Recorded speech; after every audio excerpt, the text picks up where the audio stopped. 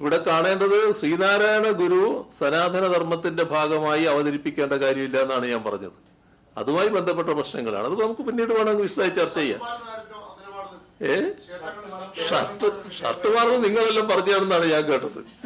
നിങ്ങൾക്കൊക്കെ ഷർട്ട് ഇടേണ്ടി വരുന്നു അകത്ത് കയറുമ്പോൾ എന്നുള്ളത് കൊണ്ട് ഇത് പൊതുവിൽ എല്ലാവരും അംഗീകരിക്കുന്ന ഒരു കാര്യം, എല്ലാവരും ആവശ്യപ്പെടുന്ന ഒരു കാര്യമാണ്. സച്ചിദാനന്ദ സ്വാമിയാണ് ഈ കാര്യം ആദ്യം അവിടെ പറയുന്നത്. അധ്യക്ഷ പ്രസംഗമായിരുന്നു അദ്ദേഹം നടത്തുന്നത്.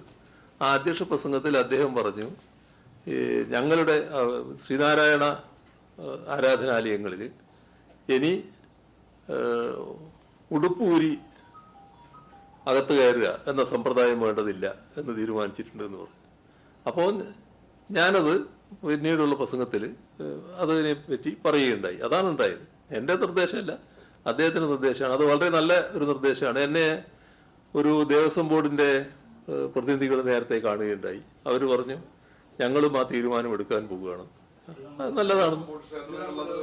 നല്ലതാണെന്ന് പറഞ്ഞു. ഉണ്ട് അല്ല, അതല്ലേ അദ്ദേഹം പറയുന്നത്. അദ്ദേഹം നടപ്പാക്കാൻ പോവുകയാണെന്ന് പറഞ്ഞു. അത് ബാക്കി കാര്യങ്ങൾ പിന്നീട് വേണ്ടതല്ലേ.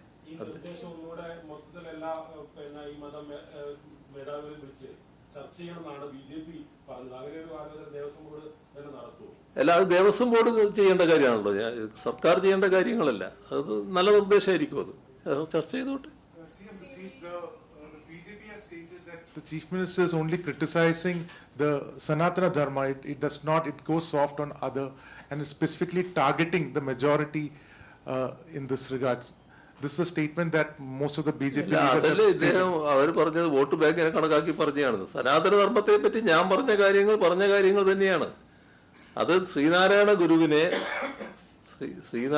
ഗുരു സനാതന ധർമ്മത്തിന്റെ വക്താവായിരുന്നു എന്ന് നേരത്തെ, ഇപ്പോഴല്ല, ഒരു കുറേ മാസങ്ങൾക്കോ 1-2 വർഷത്തിന് മുൻപാണെന്ന് തോന്നുന്നു, ഒരു യോഗത്തിൽ ഒരു BJP നേതാവ്, അദ്ദേഹം അന്ന് മന്ത്രി കൂടിയാണ്, അദ്ദേഹം സംസാരിക്കുകയുണ്ടായി.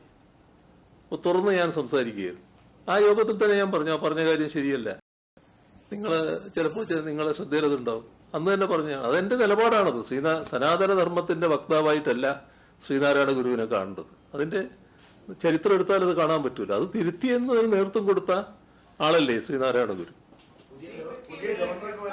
പുതിയ ഗവർണറെ സ്വീകരിക്കാൻ പോകണം. അതാണ് ഞാൻ തിരക്ക് കാണിച്ചുകൊണ്ടിരിക്കുന്നത്. അതുകൊണ്ട് അത് വൈകിപ്പിക്കാൻ പാടില്ല നിങ്ങൾ.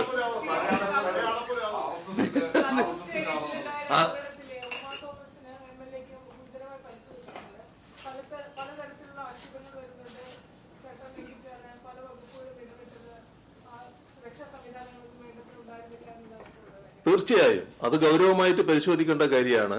നമ്മൾ ഏത് പൊതുപരിപാടികളായാലും, അത് സ്വകാര്യ പരിപാടിയായാലും സർക്കാർ പരിപാടിയായാലും ഏത് തരത്തിലുള്ള പരിപാടിയായാലും, ഇതിൽ നിന്ന് നമുക്ക് കിട്ടുന്ന അനുഭവപാഠം സുരക്ഷാ പരിശോധന കൃത്യമായി നടക്കണം എന്നുള്ളതാണ്. ഇപ്പം നമുക്കെല്ലാം അറിയാം അത് നടത്താറില്ല എന്നുള്ളത്. സ്വകാര്യ പരിപാടികളിൽ മറ്റ് സുരക്ഷാ കാര്യങ്ങൾ അങ്ങനെ പരിശോധിക്കാൻ പോകാറില്ല. പക്ഷേ സ്വകാര്യ പരിപാടികളിലും ഇതുപോലുള്ള ആളുകളാണ് പങ്കെടുക്കുന്നത്. അവിടെ പങ്കെടുത്ത മന്ത്രിയുണ്ട്, MLA ഉണ്ട്, മറ്റാൾക്കാരുണ്ട്.